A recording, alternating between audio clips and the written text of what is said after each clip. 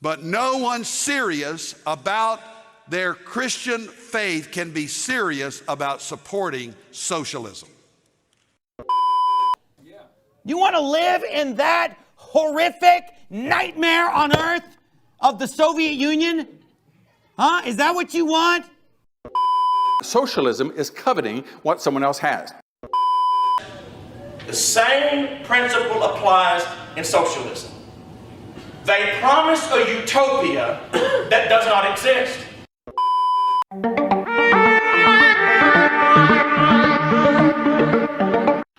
Tip number 8, do not oppose religion, right? Religion, patriotism, these are things that are deeply important to people. When leftists declare Christianity or religion to be their enemy, when they say that people can't love their country and they need to hate the United States, they're creating an unnecessary barrier between themselves and people who might become socialists, right? All kinds of propaganda has been put out there to convince people that if they want to truly be Christian, that they must oppose socialism and believe in capitalism. But yet, if one reads the Bible, the message of Jesus is quite contrary, right? Jesus called for common brotherhood and care between people, right? He said that it was easier for a camel to pass through the eye of a needle than for a rich man to enter heaven. Christ very much talked about the need for caring for people and compassion and solidarity.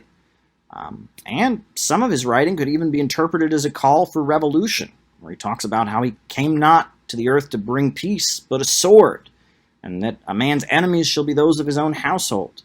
Right? Hugo Chavez, the socialist president of Venezuela, said that Jesus Christ was the greatest socialist in all of history. And if one reads the Acts of the Apostles, you'll read about how the early Christian church attempted to build kind of a utopian socialist community. There's no reason for socialism to be hostile to the Christian religion. If anything, the Christian religion had a lot to do with inspiring Christianity. When Karl Marx used the phrase, from each according to his own ability, from each according to his needs, he was actually making a biblical allusion to the book of Acts, where it talks about how among the disciples, everything was distributed to them according to their needs. And people knew that that was a biblical allusion. There's no reason to be hostile to religion. If you want to be critical of some of the things that religion promotes, be critical of certain religious groups and the political role that they play, that's one thing. There's absolutely no reason to be hostile to religion. In fact, many people around the world, in Latin America and throughout the world, have seen religious faith as one of their primary motivations for becoming socialist. And that's not just for the Christian religion, it's also for the Muslim religion, Buddhism, what have you. So this notion that socialists should be hostile to religion, that socialists should reject religion, needs to be gotten rid of. She said, I'm a Christian and a Marxist. And I thought, no. You can only be a Christian and a Marxist if you, well, there's a couple of ways. One is that you just want to be all things that are good at once, regardless of their internal contradictions. And so that would be one reason. And another reason would be that you don't know anything about Christianity or Marxism. He seems to think that the idea that anyone could possibly be both a Marxist and a Christian is just idiotic. You'd have to be an idiot, an utter fool, to possibly think there could be any common ground between the teachings of Jesus Christ and the teachings of Karl Marx. Now, what's ironic about this is this reveals how utterly ignorant Jordan Peterson is about world affairs. Nicaragua currently has a government led by the Sandinistas. The official slogan of the government is Christianity, socialism, and solidarity. In Venezuela, the president who led the country on the road toward socialism, Hugo Chavez, and his successor, Nicolas Maduro, are both Roman Catholics who frequently quote the Bible in their speeches.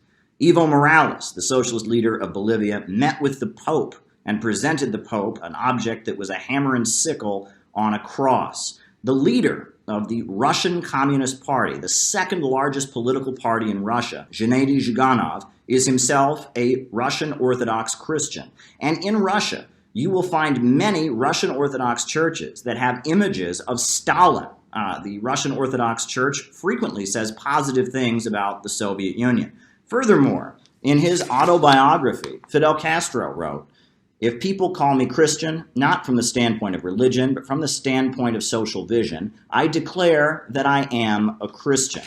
So all of these people around the world, the Russian Orthodox Christians who vote for the Communist Party, the socialists of Nicaragua, the socialists of Venezuela, the socialists of Bolivia, Oscar Romero, the great priest in El Salvador who was murdered, all of these people are just fools and idiots, according to Jordan Peterson. And there's the idea that, that Marx had, that religion was the opiate of the masses, which doesn't exactly sound like. I've always thought religion was the opiate of the masses, but communism, Marxism was the methamphetamine. No one disputes that Karl Marx was an atheist, but Peterson is not reading you the entire quotation from Karl Marx. If one reads what Marx actually said, he says, "Religion is the heart of a heartless world and the soul of soulless conditions. Indeed, it is the opiate of the people." So he's deliberately misrepresenting a quote because he has no idea what he's talking about. Criticism of religion disillusions man so that he will think, act, and fashion his reality like a man who has discarded his illusions and regained his senses, so that he will move around himself as his own true sun. S-U-N. Yeah, well, that's Marxism in a nutshell, all right. I mean, that's the fundamental definition of pathological narcissism. So that he will move around himself as his own true sun, right. Religion is only the illusory sun which revolves around man as long as he does not revolve around himself. That's the sort of poem that would be written by someone who revolved around himself as his own true sun.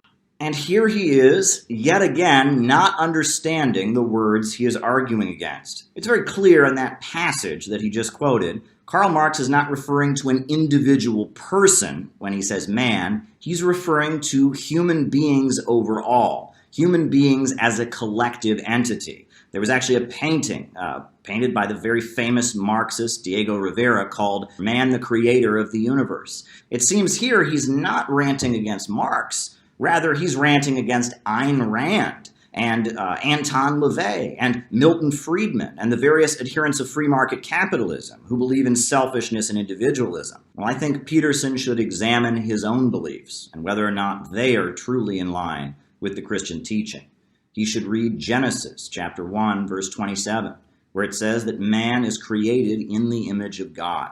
He should furthermore read the book of Matthew and read about how Christ said the last shall be first and the first shall be last. He should read the book of Acts and learn how the disciples of Christ held all things in common, and many were in awe of the wonders and signs they performed, making sure that none were without and distributing according to need.